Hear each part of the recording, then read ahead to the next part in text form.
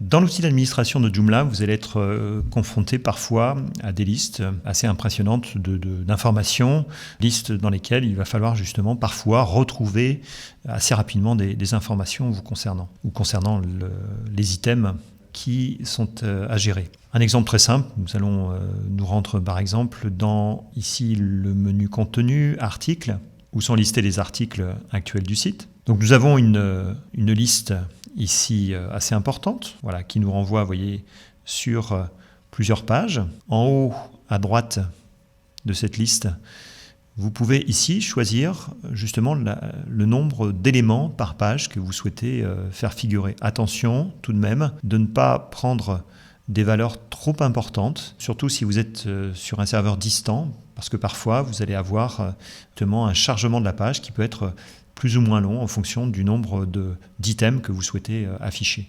Donc restez raisonnable. Si vous avez du contenu important, c'est ce que nous allons voir à l'instant. Utilisez plutôt des zones de filtrage et le cas échéant, le moteur de recherche interne pour pouvoir rapidement identifier un élément qui vous intéresse. Donc pour cela, première approche, eh bien, le fait de pouvoir rechercher par mots-clés. Donc, si nous avions par exemple un article associé au mot-clé map, eh bien, à partir du moment où vous le saisissez et vous faites entrer, il va, vous voyez, dans la liste ici d'articles, vous listez le ou les articles qui sont directement associés justement au mot-clé que vous avez saisi. Donc ça, c'est une première approche. Pour réinitialiser, il suffit simplement de cliquer sur le bouton effacer. Deuxième approche, une approche qui va vous permettre d'utiliser cette fois-ci des fonctions de recherche avancées avec l'outil de recherche que vous avez là. Ici, vous aurez un certain nombre de filtres possibles qui vont dans la zone des articles vous proposer par exemple d'aller chercher en fonction d'un statut, en fonction d'une catégorie, en fonction d'un niveau d'accès, d'un auteur, d'une langue particulière, d'un tag, de niveau également maximum. Ça, c'est quand vous avez des éléments, par exemple, qui sont dans des catégories, sous-catégories, sous-sous-catégories. En choisissant, par exemple, niveau 1, eh bien, vous n'aurez que les éléments de la catégorie parent qui seront classés dans la catégorie parent que vous avez sélectionnée. Donc ici, par exemple, eh bien, j'ai une catégorie qui s'appelle User Modules. Voilà, je vois cet article qui est classé en fait dans cette catégorie. Et bien, si je voulais afficher tous les articles de cette catégorie, j'irais chercher soit dans la liste ici, mais vous risquez peut-être d'avoir une liste impressionnante. Eh bien, dans cette liste, non seulement vous avez une consultation traditionnelle, mais vous avez également un moteur de recherche qui vous permet d'aller directement saisir le début, justement, du mot ou des mots que vous souhaitez utiliser pour aller directement à ce qui vous intéresse. Donc ici, User Module, eh bien, le résultat me donne simplement une seule ligne. Je vais pouvoir cliquer dessus et vous voyez rapidement, je peux venir afficher les éléments. Donc si par exemple, je vais dépublier cet article, si je voulais par exemple là-dedans, eh bien, voir rapidement tous les articles qui ont un statut dépublié, eh bien, à ce moment-là, plutôt que d'afficher la totalité, je peux croiser l'argument de la catégorie en rajoutant ici le statut. Donc je vais pouvoir ici aller sélectionner non publié et automatiquement il m'affine la recherche. Donc n'hésitez pas à utiliser ces éléments, ça vous permettra aussi de gagner un petit peu de temps.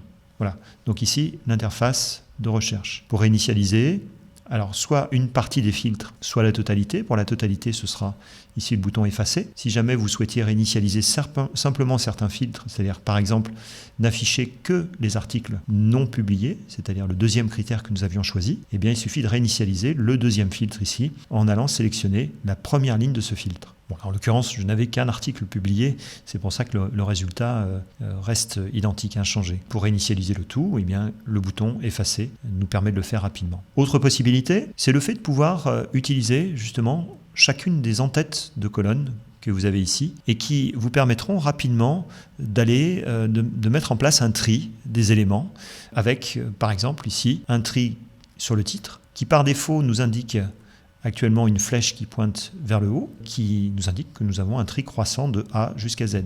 Ça explique pourquoi les articles sont rangés comme ça. Eh bien, si l'article que vous recherchez a plutôt tendance à se trouver commencé par des lettres de la fin de l'alphabet, eh bien à ce moment-là, vous recliquez à nouveau sur le titre. Le triangle vous indique par cette position basse qu'il fait un tri décroissant cette fois-ci. Et donc, vous avez les dernières lettres de l'alphabet qui sont mentionnées en premier. Si nous souhaitions n'afficher que les articles publiés ou les articles dépubliés en premier, eh bien à ce moment-là, cliquez sur le statut et automatiquement, vous voyez, tous les articles qui seront... alors je vais dépublier celui-ci. Voilà, vous voyez qu'à chaque fois que je dépublie, en fait, le tri se réactualise et j'ai systématiquement mes éléments qui vont venir se ranger dans le tri actuel. Donc, tant que je ne choisis pas une autre en-tête de colonne pour pouvoir trier cette en-tête, eh bien, à ce moment-là, le tri reste complètement actif. Et au fur et à mesure, vous voyez que dès que je change le statut des éléments, eh bien, le tri s'actualise. Ensuite, dernière petite chose, sur cette interface, parfois, nous sommes à la recherche de place, en fait, surtout si vous avez des résolutions d'écran qui sont relativement faibles. Eh bien, sachez que votre interface d'administration est une interface dite responsive.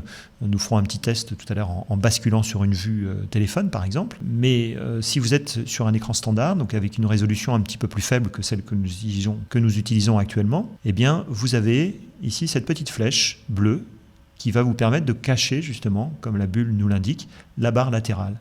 Donc rapidement, vous libérez la place de façon à ce que le listing puisse s'installer pleinement et confortablement dans la taille de la fenêtre que vous avez actuellement. Il suffit de recliquer, vous l'aurez compris, sur la flèche pour pouvoir réinstaller ce panneau latéral. Donc vous aurez à certains endroits, pas partout, mais dans la plupart des endroits comme ça où vous avez un listing important, ce panneau latéral qui peut être masqué. Donc si nous provoquions justement la vue tablette ou la vue téléphone, donc pour cela je vous rappelle que dans le navigateur Chrome ou Firefox ou Safari, le cas échéant, vous avez un outil d'inspection interne. Cet outil d'inspection va à la fois vous permettre d'inspecter le code HTML et CSS, mais vous avez également une vue dite adaptative au travers de ce petit bouton ici, qui apparaît sous cette forme dans l'outil d'inspection de Chrome, mais qui prendra un autre aspect sur Firefox. Donc ici, si je clique dessus, eh bien, j'ai automatiquement une interface qui s'est modifiée. Alors, je vais essayer peut-être de me mettre plutôt sur un environnement de type iPad Pro, donc une résolution plus importante, avec ici un zoom. Donc, j'ai une vue équivalente à la vue tablette. Donc, j'ai le touch, voilà, qui me permet, vous voyez, de lancer comme sur une tablette ma vue. Pour l'instant, les boutons ne sont pas adaptés, mais si je viens choisir et réduire une taille d'écran plus petite, donc je vais par exemple venir plutôt sur un iPhone 6 Plus, ben vous voyez qu'automatiquement les boutons se sont réadaptés, c'est-à-dire que je vais revenir à une vue ici 100% pour que vous puissiez voir, peut-être le cas échéant augmenter un tout petit peu à 125, voilà, pour que ce soit plus visuel. Ben vous voyez que cette interface, je vais peut-être l'agrandir un tout petit peu. Voilà, vous voyez, tant que je reste dans des limites raisonnables, eh bien, ces boutons n'apparaissent pas. Là, par contre, eh bien, j'aurai accès à une interface responsive qui me permettra soit d'accéder aux boutons, soit de les masquer. Donc, si j'envisageais d'administrer mon site depuis justement cette vue ou ce support, eh bien, je pourrais le faire grâce justement à ce bouton, soit en mode portrait, soit en mode paysage. Donc vous voyez que sur l'iPhone 6 Plus, la résolution est telle qu'en mode paysage, eh bien, Joomla comprend qu'il y a suffisamment de place pour que les boutons s'expriment normalement. À partir du moment où je passe en mode portrait, eh bien, vous voyez qu'automatiquement, l'interface se change. Alors, j'ai utilisé l'outil de vue adaptative pour pouvoir le faire, mais on aurait pu également réduire la taille de la fenêtre et également se rendre compte au bout d'un moment que justement les boutons s'adaptent. Donc voilà, de présenter rapidement votre interface, aussi bien en termes de recherche, de filtrage, de vue également que vous pouvez adapter en fonction de votre résolution, et également une vue d'administration dite responsive avec une adaptation de l'interface de gestion que nous venons de voir à l'instant.